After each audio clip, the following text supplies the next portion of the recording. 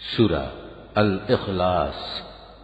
বিসমিল্লাহির রহমানির রহিম। রহমান রহিম আল্লাহ তাআলার নামে।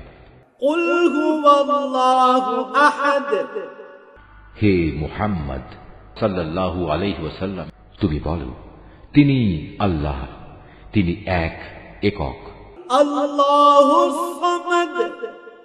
তিনি কারোই মুখাপেক্ষী নন।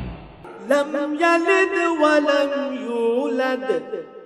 তার থেকে কেউ জন্ম নেয়নি, তিনিও কারো থেকে জন্মগ্রহণ করেননি। ওয়া লাম ইয়াকুল লাহু কুফুওয়ান আহাদ। আর তার সমতুল্য দ্বিতীয় কেউই নেই।